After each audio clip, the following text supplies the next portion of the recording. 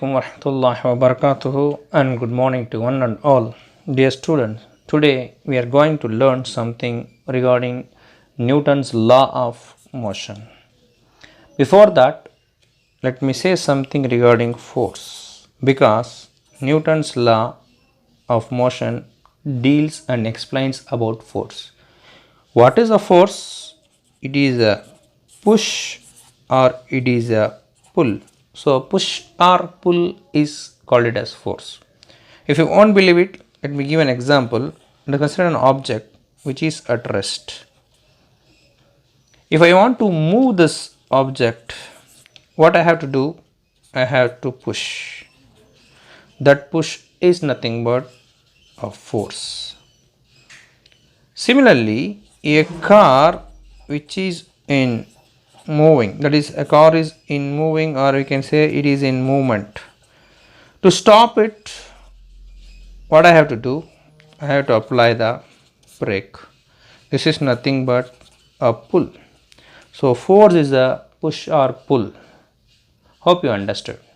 So this is the thing which he is expressing about Newton's first law. What he says, an object which is at rest, an object which is at rest or of uniform motion, an object will remain in its state of rest or of uniform motion unless it is compelled to change that state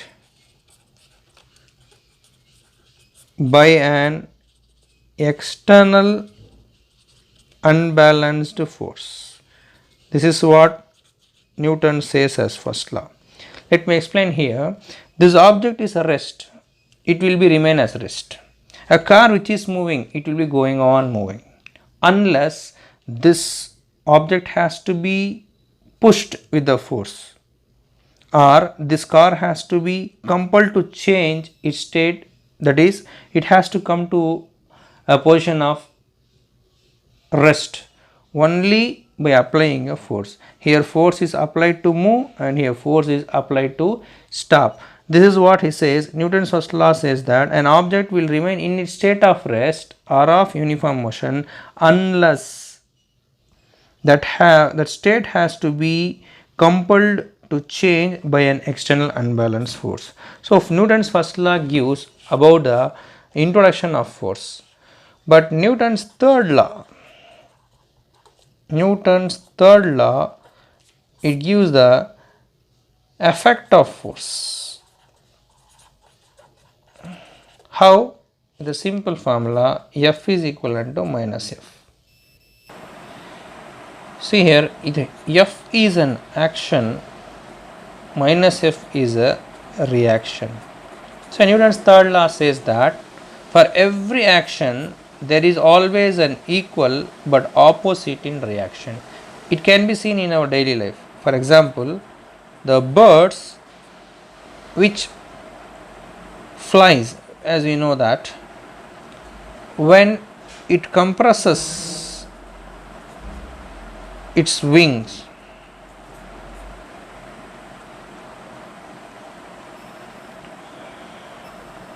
or we can say a bird can push the air downwards. What happens? The air pushes the bird upward.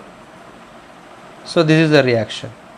So the air which has been pushed by the bird, but the bird has been pushed up by the air. So this is the action and this is the reaction. One more example, a swimmer who pushes the water backward. This is action. What happens? The water will push the swimmer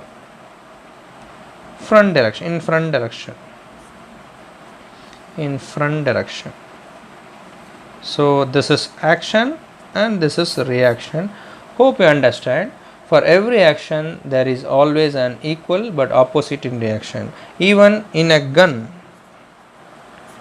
the trigger gives a force on the bullet, so the bullet moves forward. On the other hand, the bullet will give an opponent force to the back of the gun. That's why they are keeping the gun on the near the armpit. So for every action there is always an equal but opposite in reaction. This is about Newton's third law. What about Newton's second law?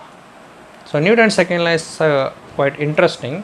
Before that, let me give a new concept that is called P, that is momentum is equal to mass into velocity. What is this momentum, what is this mass and what is this velocity means? If you take a table tennis ball,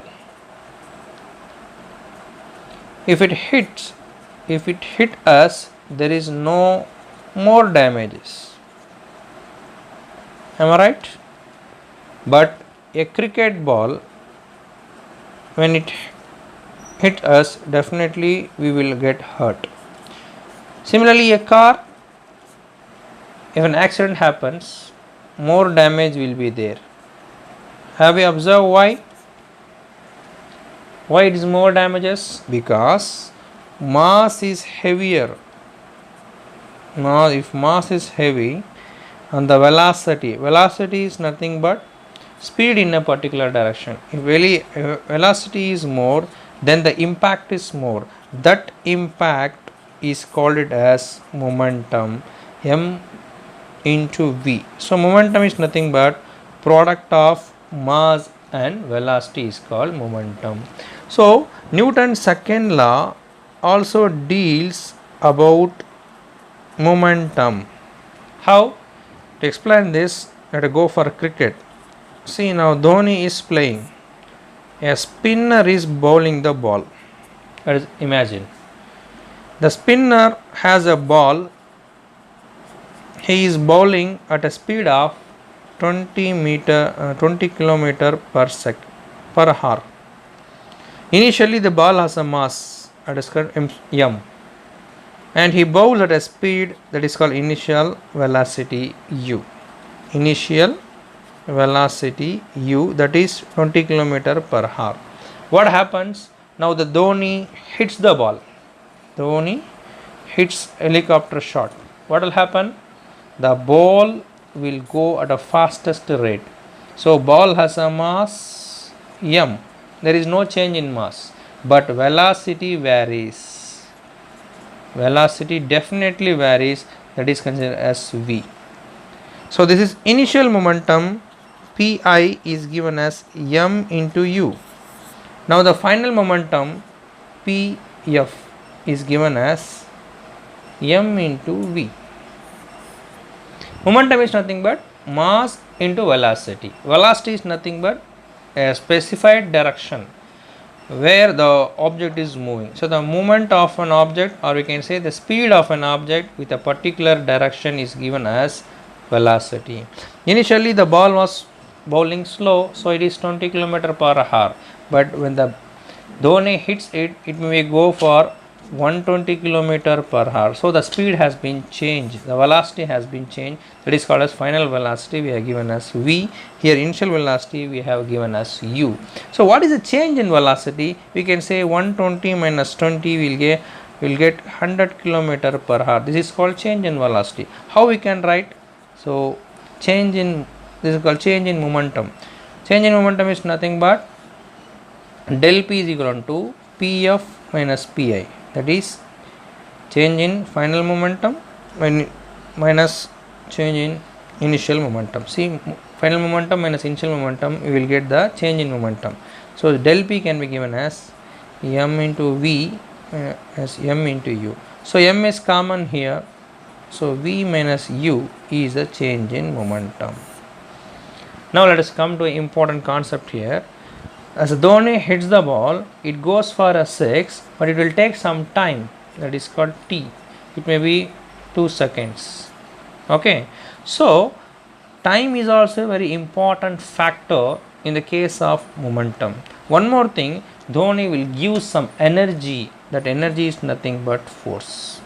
Based on the force, all this momentum will be changed. So the change in momentum is based on the force given by Dhoni. So this is what the Newton's second law says, that the rate of change of momentum, the rate of change of momentum of an object is directly proportional to the force applied on the object. Force applied on the object, or we can say the force acting on the object is directly proportional to the rate of change of momentum. Let me give here, thus F is directly proportional to change in momentum or rate of change of momentum. So del P is change in momentum, rate of change of momentum is divided by T. Rate refers to time. So how I can write, F is directly proportional to rate of change of momentum divided by T. So F is directly proportional to mv minus u divided by T. Now for this proportional constant I am using K is equivalent to m into v minus u divided by T. So hope we have come to a conclusion that if K is a proportionality constant and K's value is 1, what will happen? F will become m into v minus u divided by T, where m is the mass, v minus u is the change in velocity, T is rate, that is time. So rate of change of momentum is altogether is considered as momentum. Momentum up to this mass into change in velocity comes under momentum. Rate means it defines as divided by T. So this concept is very important. This change in velocity with respect to time is considered as acceleration. So acceleration is a one more new thing, that is anything that changes in velocity is termed with a new concept that is called acceleration. Change in velocity with respect to time is equivalent to acceleration. So this is called Newton's second law of motion. Newton's second law of motion is F is equal to ma, where m is the mass and a is the acceleration. This is the second law which has given an idea to calculate force. It is used to calculate the force. How we can calculate? On two ways. One is F is equal to m into v minus u divided by T, or we can calculate F is equal to ma, where m is the mass and a is the acceleration. Here m is the mass, v is the final velocity, u is the initial velocity, and T is the time taken for this change on velocity. Hope you understand, and this question and this formula is very much useful in calculating the numerical problem which we are going to do right now. Dear student, to understand this concept F is equal to ma, that is mass into acceleration is equivalent to force, how to calculate the force? I have given an example here. Two bodies have the mass ratio of 3:4.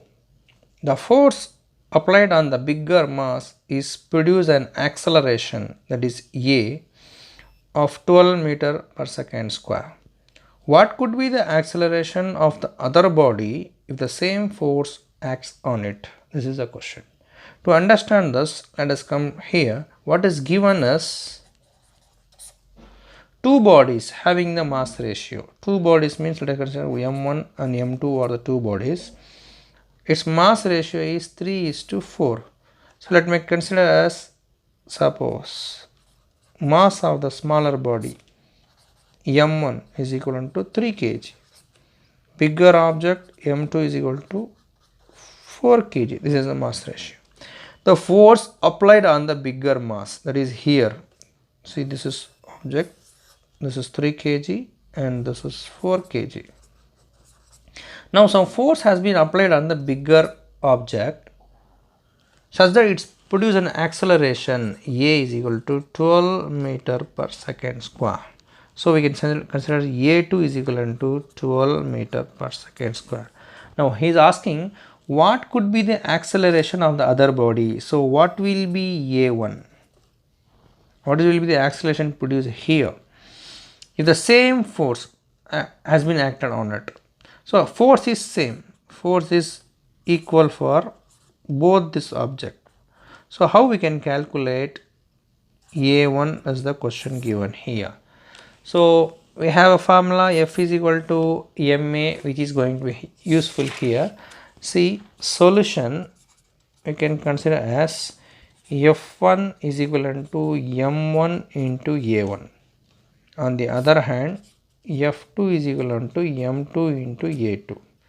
So F1 is equivalent to M1, he has given smaller mass 3 kg, but A1 we don't know, we have to calculate the acceleration. So I can write it as 3A1 is the F1. What about F2? So M2 is 4 kg, A2 he has already given as 12 meter per second square. So 12 into 4 is 48. So F2 is equal to, is the answer is 48. Now what is asking, for both F is common, how we can calculate A? See, F1 is equivalent to F2. So he has given a condition that force is acting equal on it, then what will be the acceleration produced on first object? So I can say F1 we can write it as 3A1, F2 I can write it as 48. From this A1 can be calculated as 48 divided by 3. So A1 we can calculate 16 meter per second square is the acceleration. I can calculate like this. 1 throw is 3, 1 is remaining, then 6 3 is or 18. So what is the use of F is equal to MA formula? So thank you for watching.